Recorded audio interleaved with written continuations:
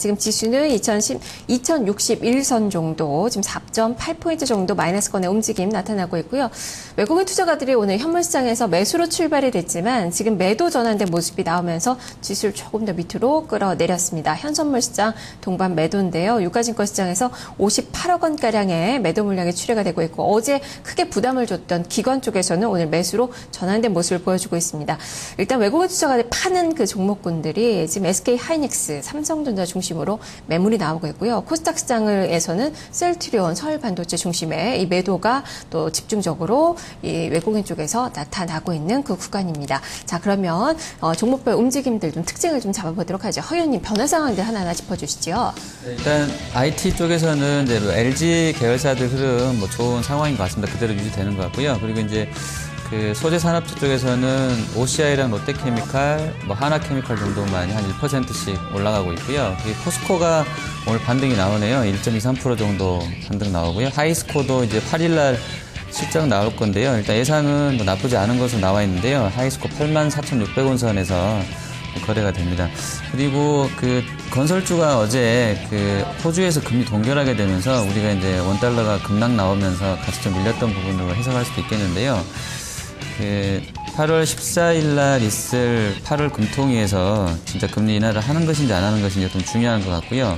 또 지금 LTV랑 DTI 관련 실망감이 14일 날 금리까지 동결되어 버린다고 하면 좀 더 꺾일 수도 있을 것 같은데 어쨌든 대림산업이나 대우건설, 삼성물산, 현대건설은 어제 낙폭을 좀 되돌림 수준 정도로 강하진 않습니다. 나와 있고요. 내수 쪽에서는 원화가 요즘 하루에 6원에서 10원 정도 급등락하는 그런 장세인데요. 오뚜기랑 대상, CJ 지일당 쪽으로는 양호하게 전개됩니다. 그리고 CJ 오쇼핑과 현대백화점, GS 리테일도 오늘 플러스권 유지가 되고 있습니다. 네. 지금 중국 소비주들을 볼까요? 리움쿠첸도 여기에 속하는 그 종목으로 좀 볼 수 있겠는데 주가가 4%가량 지금 상장 후에 지금 쿠쿠 상장 모멘텀 같이 좀 보면서 움직이고 있고요. 지금 아모레퍼시픽이 3% 넘는 강세 지금 기록이 되고 있는 그 구간입니다. 184만 원 선, 좀 상당히 좀 높은 가격에서 형성이 되고 있는 그 부분이고요. 반면에 락앤락은 주가가 3%가량 밀립니다. 베이직하우스는 또 실적 실망가까지 더해지면서 5%대 급락이 좀 나오고 있는데요. 최일정 전문가님, 이쪽의 차별화는 어떻게 봐야 될까요? 자, 기본적으로 이제 락앤락이 좀 빠지는 부분은 이제 저점 부위에서 지금 계속해서 이제 지하실을 파는 듯한 느낌을 좀 받고 있는 그런 부분이 되겠죠.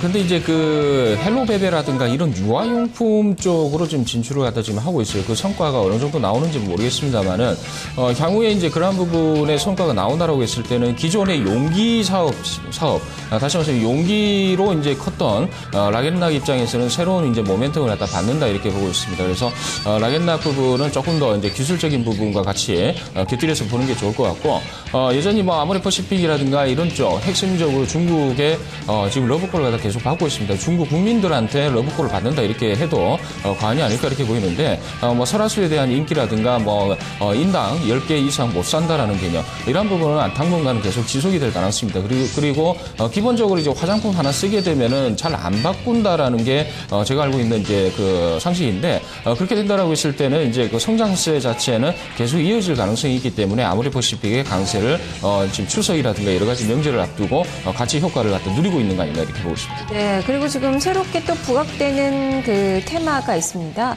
O2O 서비스라고 좀 들어보셨나 모르겠는데 지금 300조 시장이 전망이 된다라는 그런 소식과 좀 더불어서 GTNT가 이로 인해서 주가가 많이 오르네요. 좀 코스닥 시장의 작은 종목이긴 한데요. 8.4%대 급등권의 움직임이 나타나고 있고요. NFC도 같은 이 관련된 이 종목으로 좀 묶어볼 수 있을 것 같은데 그래서 전자결제 관련된 종목군들도 좀 같이 보시면 좋을 것 같습니다. 한국사이버결제가 2% 이상 오름세가 나타나고 있는데요. 이쪽은 좀 기술부터 좀 설명 좀 해주셔야 될 것 같아요. 허의원님.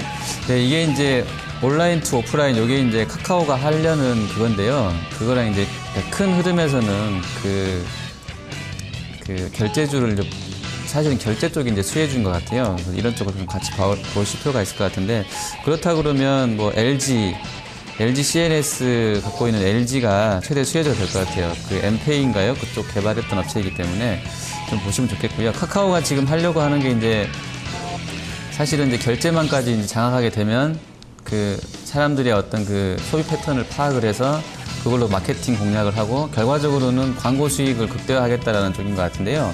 대부분 다 지금 뭐 페북도 광고 매출이 거의 전체 매출의 91%, 92%, 그러니까 전체 매출 중에 거의 다가 페북도 지금 사실은 광고 쪽에서 나오고 있거든요. 그래서 그런 부분에서 대한 그 큰 산업의 틀은 이해하시면 될 것 같고요. 아마 관련해서 수혜주를 찾을 것 같은데요. GT&T는 예전에 전기차 테마주로 좀 되겠던, 불렸던 상황인 것 같은데, 그쪽으로 좀 사업 다변화를 하고 있다고 그러면, 글쎄, 테마주기 때문에 좀 이제 좀 리스키한 부분도 있습니다만, 나쁘지 않을 것 같습니다. 전체적인 큰 흐름대로 봐서는. 네. 그렇다면 앞으로도 좀 주목을 할 만한 그런 테마주로서 좀 부각이 될 것 같고, 또 종목들도 하나둘씩 또 수혜주 찾기에 좀 나설 것으로 보여서요. 좀 관심을 가져보시면 좋을 것 같고요. 저출산 테마주들이 좀 또 많이 좀 꿈틀거리고 있습니다. 보령 메디앙스가 어제도 많이 올랐었는데요. 지금 8% 이상 급등 나오면서 최근에 롤러코스터 타는 그 모습이 지금 주가상 움직임이 나타나고 있고요. 아가방 컴퍼니도 오늘 좀 많이 오르네요. 4% 넘게 수익률 기록이 되고 있습니다. 최일주 전문가님 이쪽 어떻게 볼까요? 네, 제가 전일에도 좀 한번 말씀을 드렸는데, 보령메디앙스 이제 중국 관련해서 이제 소비 1차 상승 마무리하고 기술적으로 눌린 구간이 20선에서 나오고 양봉이 나왔기 때문에 가능성이 있다, 이렇게 이제 말씀을 드렸죠. 이 부분은 성장세로 계속 봐야 됩니다. 왜냐하면 이제 중국 같은 경우는 이제 영유아 쪽, 특히 이제 출산율이 좀 높아질 가능성이 있는데, 일단은 친환경 쪽으로 접근이 돼야 되는데, 이제 중국 내부에서는 이제 자국 내의 그 제품들, 이러한 부분에 대해서 상당히 조금 인식 자체가 좀 저급하다, 이렇게 좀 이야기를 하고 있습니다. 최근 들어가지고 우리나라에서도 이제 이 영유아 관련한 제품에 대한 속임수, 이런 부분에 대해서 조금 일벌백계 하는 그런 분위기가 좀 나오고 있거든요. 얼마 전에 사냥 분유인가요? 사냥부에 대해서도 조금 이제 저품질 논란, 이런 부분 때문에 회수하고, 징계 조치, 이런 쪽으로 지금 이야기가 나오고 있는 부분이기 때문에, 상당히 민감합니다. 영유아, 특히 이제 애들 같은 경우는. 그래서, 우리나라 국내 기업의 인지도 자체가 좀 높기 때문에, 보령메디앙스라든가 이제 아가방, 앞서 이제 라겐락 부분도 그 부분에 대해서 좀 기대를 하고 있는데, 성과 자체가 나오게 되면은 이제 어느 정도, 좀 좋은 흐름이 나올 수 있다, 이렇게 보고 있습니다. 네. 지금 현재 철강 금속 업종의 상승폭을 또 키우는 모습도 포착이 되고 있는 구간이고요. 현대하이스코 오늘 좀 보셔야 될 것 같네요. 현대제철도 1%대, 현대하이스코 4% 넘는 수익률 현재 기록이 되고 있는 그 상황입니다. 지수는 3포인트가량 좀 밀리고 있는데요. 코스닥은 여전히 강보권 유지가 되고 있고요. 자, 오늘 장의 포인트 다시 한번 점검을 해보도록 하겠습니다. 허주식 해설위원님, 오늘 어떤 종목군들을 좀 봐야 되는지 전략 세워주시죠. 네, 그대로 하겠습니다.